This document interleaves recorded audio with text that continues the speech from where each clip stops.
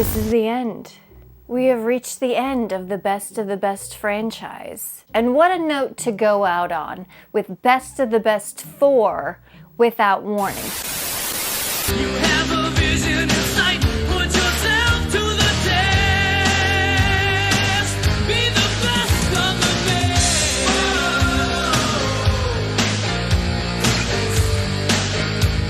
The best of the best.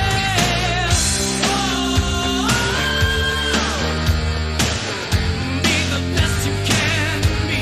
The best of the best. This one came out in 1998. Yes, 3 years after the previous installment, Best of the Best 3. What was it called? Nowhere to something? No Turning Back.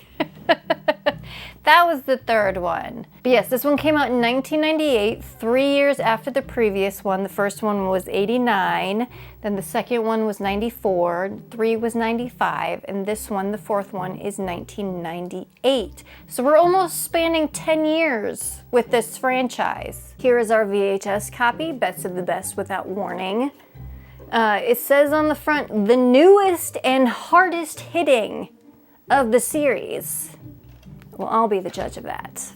And again, the only person from the previous films that is coming back, that is a character in this movie, is Philip Rhee, Tommy Lee. He also wrote this one, and he also directed this one too, just like he directed the previous installment, number 3. And I'm pretty sure he was a producer on all 4. But I know that we had kind of speculated at the end of the last video, like, where are they gonna go from here? Like, what evil, what peril could he face next? What could it be? Well, if you said Russian mafia counterfeiters, then you are correct. You hit the nail right on the head.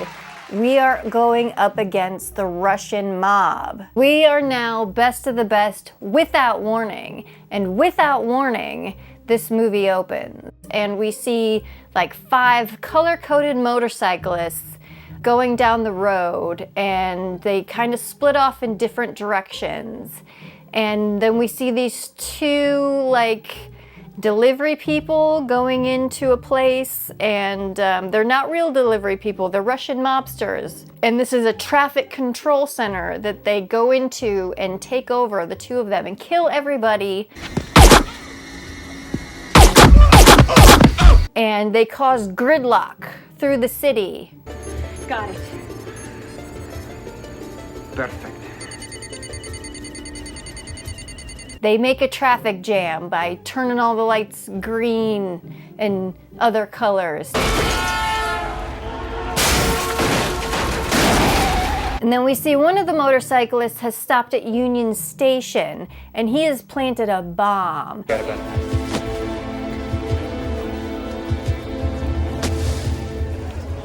And that bomb explodes, creating further confusion.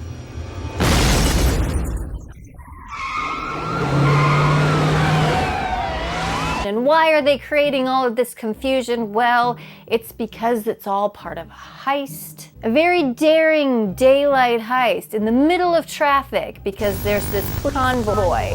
There's like a bunch of cop cars guarding and escorting this big tractor trailer.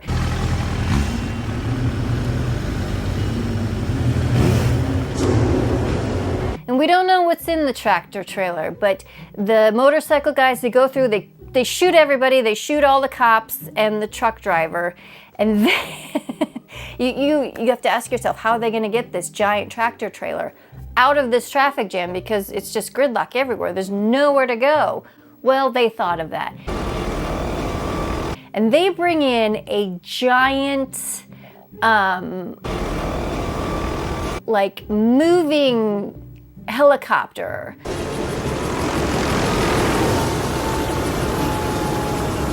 Like something you would see maybe down on the docks to move big shipping containers, stuff like that. But no, they brought this in downtown LA. They strapped up this tractor trailer and just lifted it off the ground and flew away with it. That's one way to do it.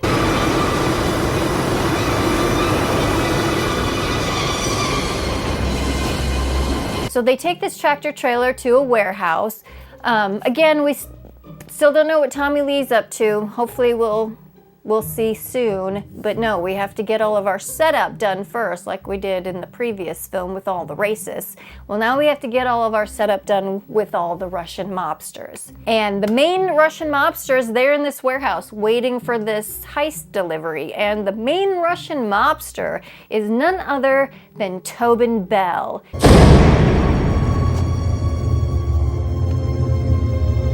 Yes, Mr. Saw himself. And we find out what's in the tractor trailer and what was so important.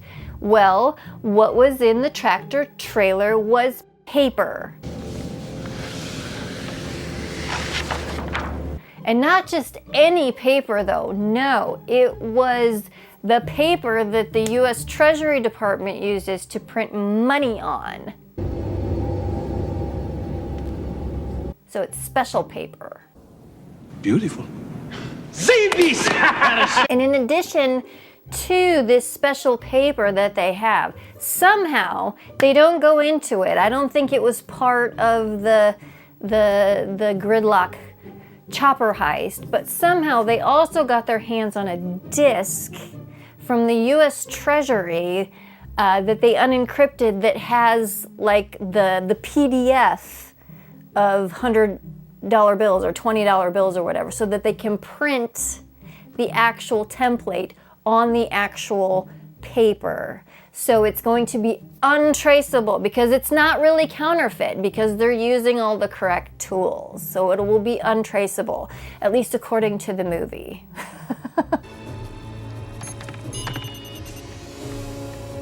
So that is our big setup. We have Russian mobsters and they're counterfeiting money with paper and a disc that they have. So now we need to catch up with Mr. Tommy Lee. It's time for us to find out what he's been up to since he stopped racism single-handedly. Well, at least with Shooter McGavin's help. Tommy, get down!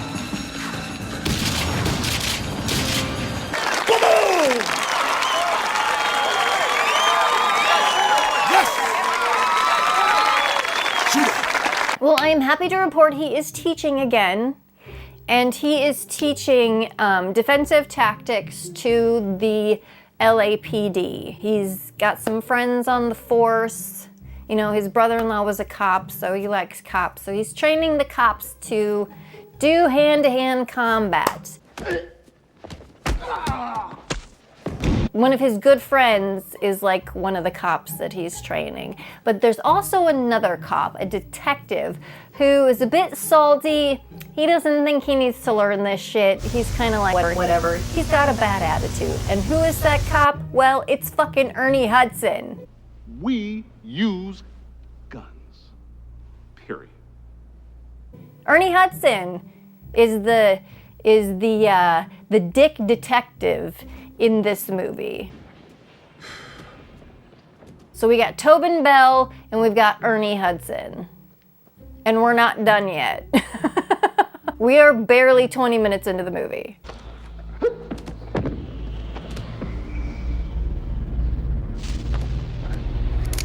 Also, we find out about Tommy. We get more family lore.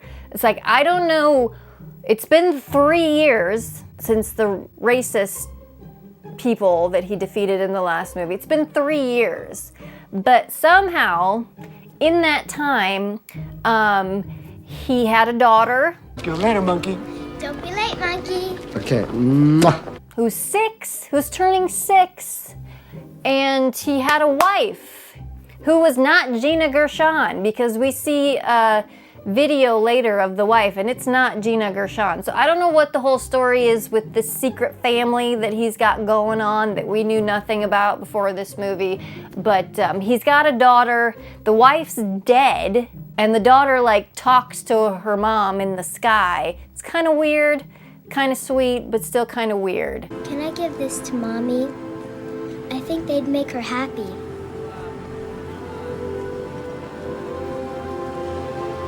That's where Tommy Lee is. You know, he's teaching again and taking care of his daughter that we've never heard of before because his wife's dead.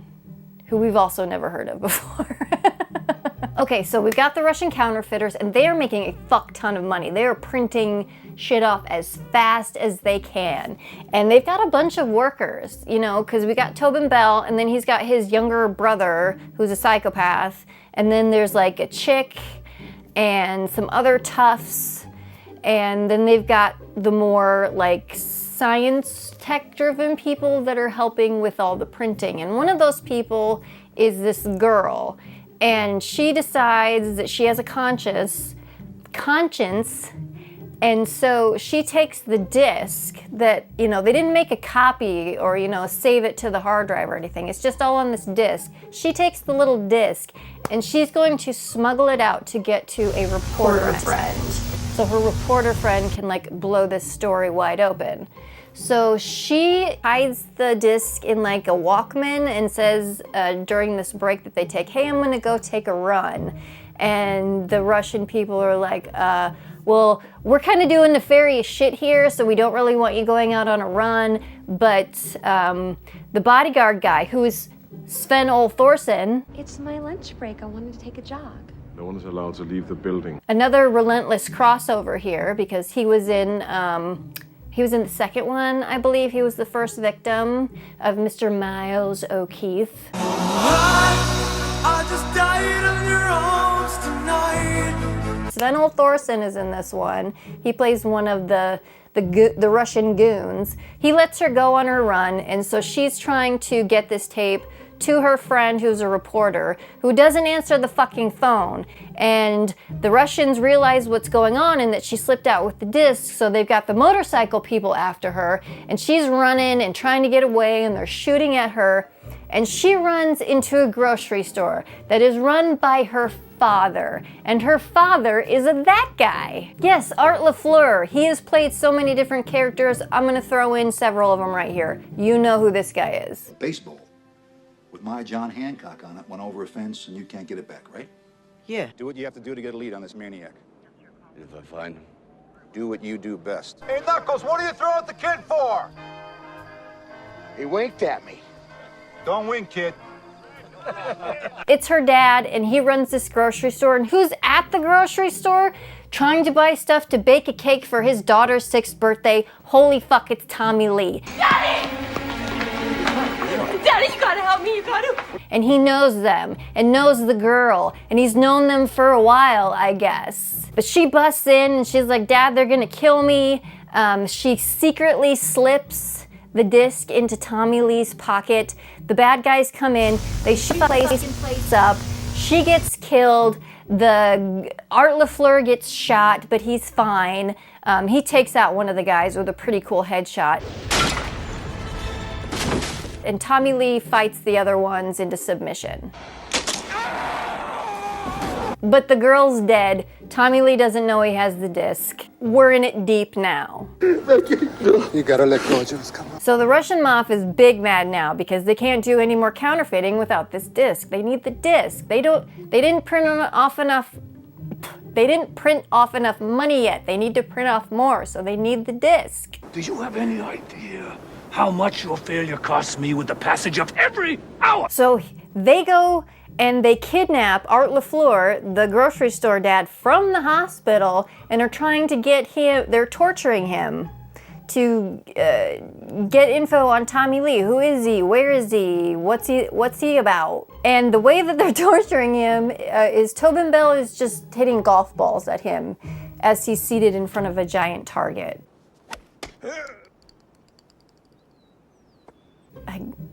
I guess that would make some people talk. I don't know. What's his name? They find out who Tommy Lee is, and we also find out in this scene that the police department has a spy for the Russian mobsters. Yeah, got by a mole, a rat on the force. His name is Tommy Lee. I checked with our little birdie at the police department. Who could it be? Who could it be? Very resourceful, Morris. So Tommy Lee and his daughter are at home. The daughter's watching home movies of the mom, who again is not Gina Gershon. So I don't know when he slipped this lady in. But the Russian mobsters are coming. They're coming for Tommy Lee. They're coming for the disc. And they try to do a ruse where it's like some religious guy begging for money at the door, but Tommy Lee knows better. He knows this is a ruse. He knows it's a trick. So what does he do? He kicks the lights off.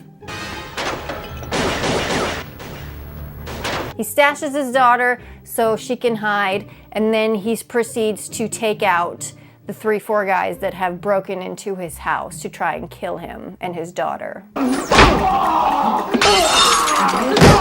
And one of them, I swear to God, is Walton Goggins. It looks exactly like a very young Walton Goggins. Maybe it's him, maybe it's not. I didn't see his name in the cast, not even like extras or anything. If it is him, he's uncredited. The last guy left standing, Tommy Lee is like, what the fuck? Why are you trying to kill me? And the guy's like, we want the disc. And Tommy Lee's like, what fucking disc? And then he kicks him through a window.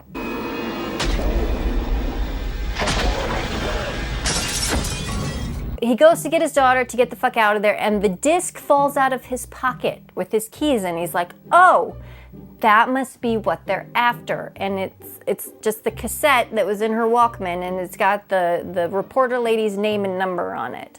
So he gets his daughter, they get the fuck out of there, and he goes and he calls the number, no answer. So he calls his cop friend, the one that got him the job doing the training for the LAPD. He calls his cop friend, they get together, he explains the whole situation, this disc, everything, and the cop friend is like, have you told anyone else about this? And Tommy's like, no, I told you because you're my friend and you're a cop. And it turns out he's the mole. Come on, man.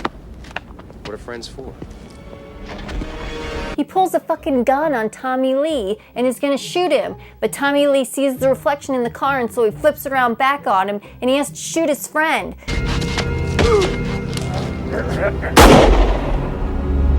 And so now the cops think he's a cop killer because there's witnesses from a local bar. They just see this guy shot a cop.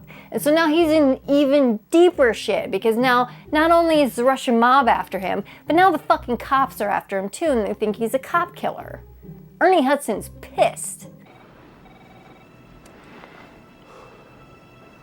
So he has the bright idea to take his daughter to a church. And at this church is a priest, and that priest is Paul Gleason. Father Gill. Yes, the principal from the Breakfast Club. Don't mess with the bull, young man. You'll get the horns. Deputy Chief Dwayne from Die Hard. Who the fuck is this? This is Deputy Chief of Police Dwayne T. Robinson, and I am in charge of this situation. That guy. There's a couple of that guys in this movie. And so he stashes his daughter with the priest at the church. He figures she'll be safe there. Tommy, you take care now. God bless you. Ernie Hudson is big mad because he didn't like Tommy Lee to begin with, and now he has even more reason not to like him because he thinks he's a cop killer and killed his partner. Lee is guilty of sin, and I want his ass brought down. Come on, Kreska. Hey!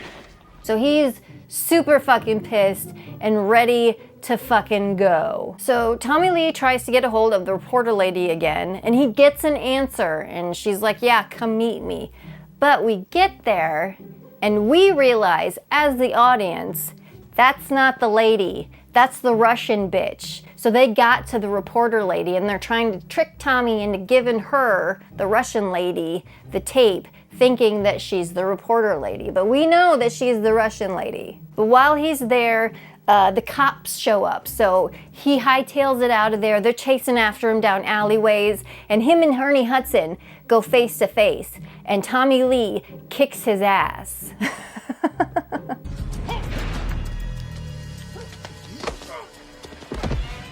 He could have killed him, but he didn't. He's like, dude, this is not what you think it is. But then he kicks him in the face and runs away. And the Russian lady drives up, and remember, he still thinks that she's the reporter lady, but the Russian lady drives up, he hops in, and they speed off, and they go to a hotel to lay low. So they're at the hotel, cops are big mad. I mean, they are pulling out all the stops. They have everything. They've got guns, they've got SWAT people, they've got phone taps. And that's how they figure out where he is, because he calls the priest to check on his daughter. So they figure out where he is, and they descend upon the hotel. But what they don't know is that the Russian lady drugged Tommy Lee, and I don't know what she drugged him with, because I don't know what kind of drug makes you see this kind of shit. What's the matter? But she gets him out of there before the cops arrive and takes him to Tobin Bell's mansion, the big bad Russian mafia guy's mansion.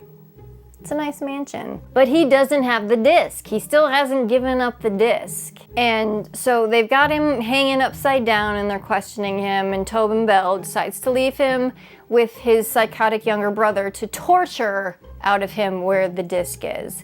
So it's the younger psycho brother and Sven Thorson sitting around getting drunk, just beating the shit out of Tommy Lee while his daughter is praying to her mother to help her father. Mostly he can take care of himself. It kind of works. It kind of helps. I don't know. But he might need some extra help this time.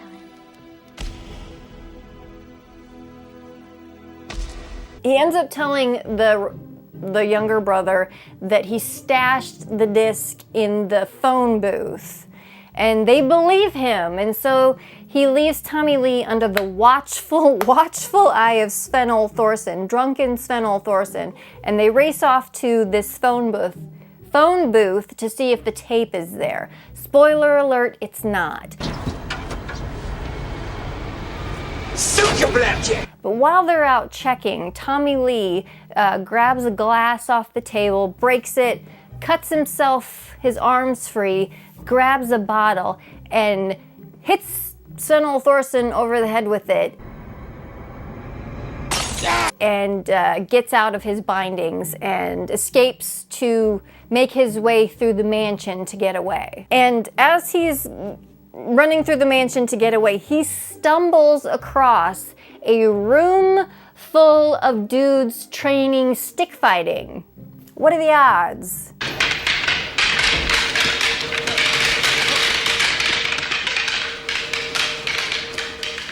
So now we get some awesome fights. This is the best fight sequence of the entire movie. Very, very obvious that they created this scenario just so Philip Reed can show off his martial arts skills. And I'm very glad that they did, because throughout this movie, and even in the previous film, we're getting more action, shoot 'em up action kind of stuff rather than martial arts stuff. So I'm glad they put this scene in there. But there's probably a dozen guys. They've each got 2 sticks.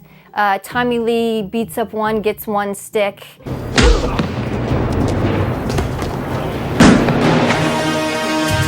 And then he beats up another guy, and now he's got 2 sticks.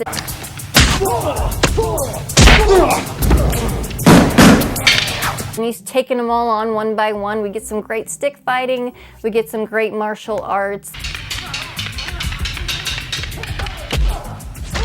And then, I guess this is a multi-purpose room that they're in, because there's also some fencing equipment. So Tommy Lee grabs a foil and starts fencing these guys, and he's stabbing them and slashing them and poking their feet and all that kind of stuff. But we do get some signature moves from Philip Reed in this fight scene. We get the cartwheel kick, which is a good one. And you know, if I was rich enough, I would have a mansion, and I would have a room like this that serves no purpose. It just has like 10, 12 dudes in it training with sticks and martial arts and stuff. Just in there working out all the time, just in case. But he beats all of them up. He gets out of there. He jumps on one of the nice red and black color-coded motorcycles that we've seen throughout the movie, and he takes off. But he's got people chasing him, and they're in motorcycles, they're in cars, and And they're in a helicopter. We get a chopper. And they are all barreling down the PCH.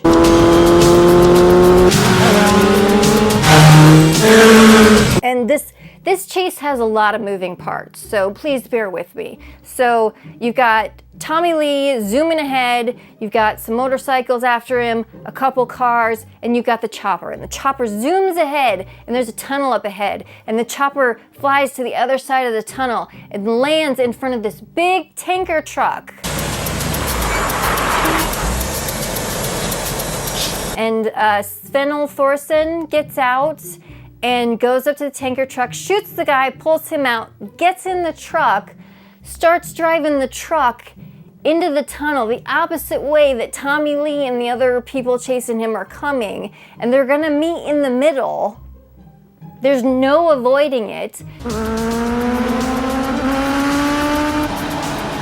So Tommy Lee sees the tanker truck coming, and so he lays his motorcycle down and skids all the way underneath the tanker truck, rights himself, continues on in the tunnel as the tanker truck jackknives as the other motorcyclists hit him and hit the cars, and it explodes and everything explodes, and there's fire exploding out of the tunnel as Tommy Lee is racing out, and the fireball hits the chopper and the chopper explodes, and Tommy Lee barely gets out as the fire shoots past him as he races away. It's quite impressive.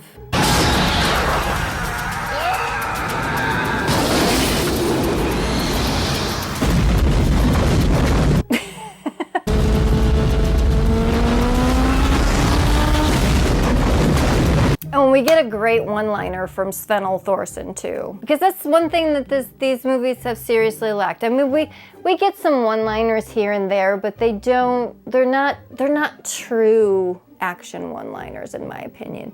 But this one that we get from Sven Thorsen is pretty good.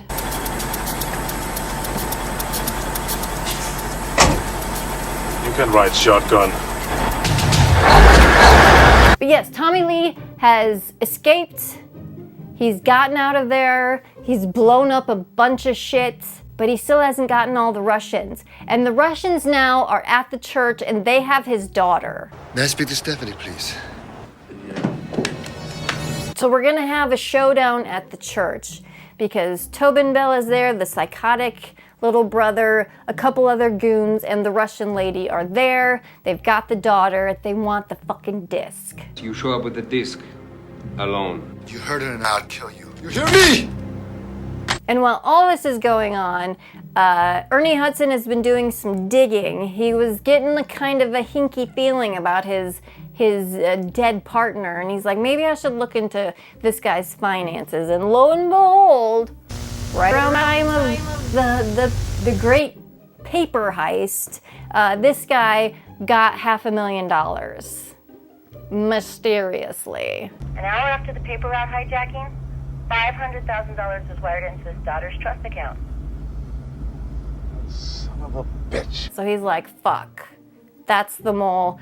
Tommy was telling the truth. Something bigger is going on here. I better figure it out. So Tommy Lee, he's like, I'm done with this. I don't want any of this anymore. I just want my life back. I just want my daughter. I just want to bake her a fucking cake for her birthday. So he gives him the disc. So Tobin Bell and his psychotic brother leave with the tape. They have what they want, and they leave the Russian chick and another guy behind to get rid of the loose ends, if you know what I mean. They're gonna kill everybody and blow up the church, make it look like an accident.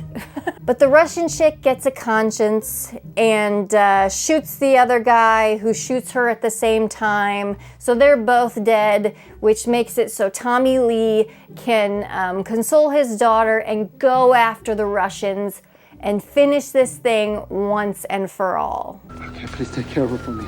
Okay. So it is a race to the airport. The Russians are heading there. Tommy Lee is going after the Russians, and Ernie Hudson is going after Tommy Lee. And they're all heading to the airport where there's this giant plane filled up with all their counterfeit money that they're taking back to Russia for some fucking reason. So they get their plane loaded up, they're about to get aboard, and they see Tommy Lee coming on the motorcycle. Tobin Bell gets in the pilot seat, because I guess he's a pilot and he's gonna fly this giant airplane all the way back to Russia with all their counterfeit money, and he sends his psychotic little brother to take care of Tommy Lee.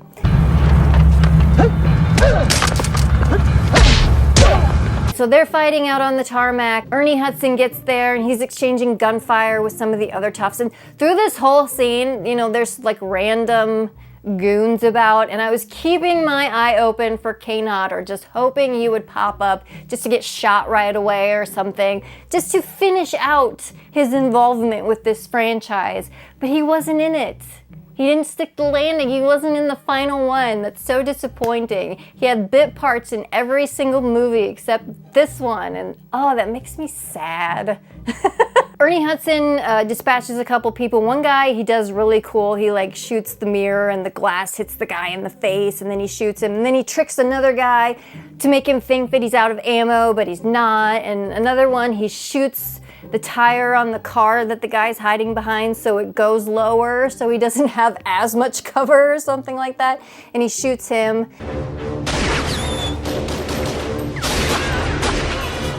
And then he goes to try and help Tommy with the psychotic younger brother, but the psychotic younger brother gets the upper hand and he shoots Ernie Hudson in the shoulder. The younger brother runs and he gets on the plane at the last minute. And so Tommy Lee is like, fuck, I gotta stop these people. They're already on the plane. What am I gonna do? Well, I'll tell you what he does. You're gonna love this. He gets the bomb, the random extra bomb that the Russians had.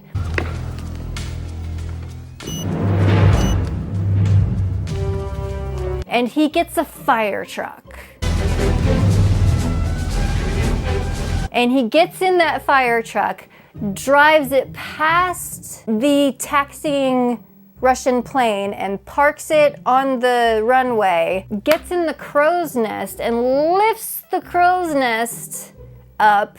And as the Russian plane is taking off and flying over the fire truck and the crow's nest where Tommy Lee is standing with the bomb, he tosses the bomb up at the plane and it flies into the landing gear door as it's closing.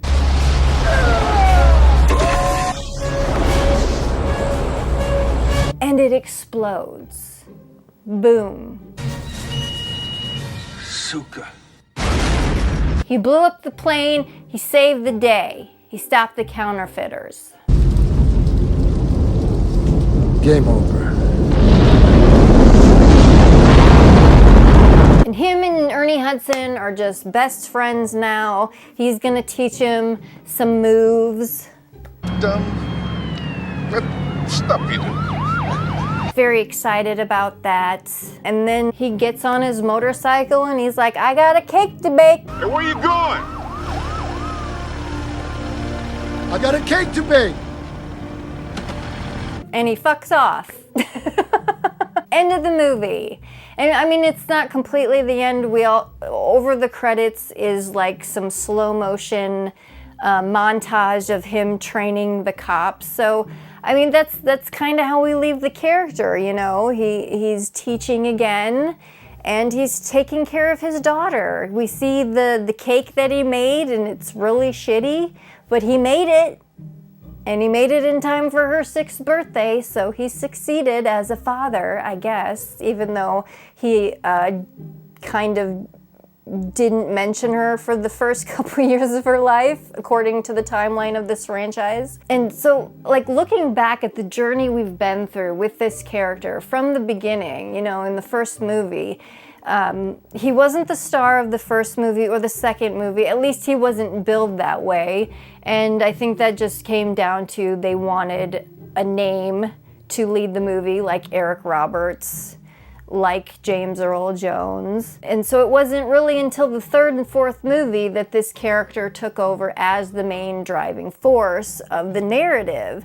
So we didn't really get to know him very much as a person, you know. I mean, he has honor, he fights with honor, unless he doesn't when he's shooting people and killing them, stuff like that, or throwing bombs into planes. I don't know, you know, hey, you gotta do what you gotta do. But it's kind of interesting to think about this franchise as to how the movies changed, how the genres changed as we went forward. Because like I said, we started out with this very serious sports drama, and then we pivoted into this martial arts action schlock.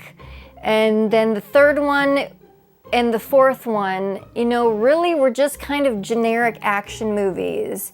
And like they just found random action scripts and made them best of the best movies. It's like, I know that, you know, Philip Ree, he wrote this last one. He's done some story stuff with a few of the other ones, and he directed the last two.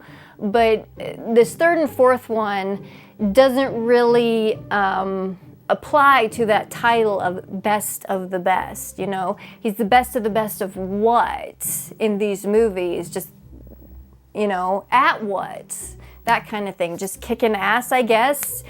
Stumbling into giant piles of trouble. He is definitely the best of the best at doing that. Just falling into deadly conflict. And I mean, Philip Ree, he didn't do a lot of acting or directing or writing after this, but I would like, he does have quite a few credits before the Best of the Best series, so I'd like to go check some of those out, because he is a very talented martial artist. He has some great signature moves, you know, he's not bad to look at, he's decent enough at acting. It's like, I'm surprised he didn't have a bigger martial arts career, film-wise. But if I had to rank this series, the individual movies of this series, like I did with the Relentless series, I would have to say 2 is my favorite, hands down. And 2 is a movie that I have loved forever. It was one of the tapes that my brother brought home from the video store that nobody wanted, and I watched it over and over and over and over again. I've seen it so many times. I love how over the top and crazy it is, that we have these awesome martial art sequences and fights paired with really gnarly shoot 'em up action stuff and explosions. It's the best of both worlds, in my opinion, in that movie. So I've got to say 2 is my absolute favorite. My absolute favorite. After that, I do like 3 and 4. I would say 3 is probably my second favorite, just because there is a lot of action, there's still a lot of martial arts going on. It's silly and way over the top and way too serious of a movie. Third favorite is probably the first one. While it's probably the most boring of all of them, it has a lot of fun and interesting stuff in it. It's got fucking James Earl Jones in it, and he has some great monologues. You have the fun bar fight, and you have the ridiculously corny ending. And I think my least favorite is probably this last one. It's just so silly and over the top, and really it's pretty generic. It was the one that I found the least entertaining anyways, but it did have that great motorcycle helicopter chase sequence. That was probably the best. That and the stick fighting, those were the 2 great scenes in the movie, and those 2 weren't enough to move this movie higher up on the ranking scale for me. So that is my rank. From best to worst, it's 2, 3, 1, and then 4. Without warning. We interrupt our program to bring you this important message. We interrupt your regularly scheduled programming to bring you some hot off the press best of the best news. While I was doing research and editing this whole fucking franchise, I saw that Philip Ree was on Instagram, so I decided to follow him. And lo and behold, back in August, he posted this. Yeah, that's right. Best of the best 5, motherfuckers. We're not done. We're not done. Without Warning was not the end. It's continuing on. We still don't know who the best of the best is. Maybe in this 5th one, we'll finally find out. So stay tuned. Because once this thing comes out, you damn well know that I'm going to watch it and I'm going to come tell you all about it. So until then, we return you to your regularly scheduled programming. But this has been quite a journey. This is our 2nd franchise that we've tackled. If you have not yet, please go check out the series that I did on Relentless. That was such a fun journey through that franchise. I was won over by Mr. Leo Rossi by the end of it. So that was a really fun one to go through. This one was fun as well. Not so much common thread throughout the franchise as there was with the Relentless series, but still a lot of fun stuff to talk about. I don't know what franchise I'm gonna tackle next. I'd like to do one that's at least 3 movies, if not 4, maybe one that's 5. I don't know. If you guys have any forgotten franchises out there that you would like me to cover, please put it below in the comments, because I really love doing this. I like this experiment of you know, just going through a franchise and watching how it changes and how it doesn't change and ways that it pivots, and I find that very interesting.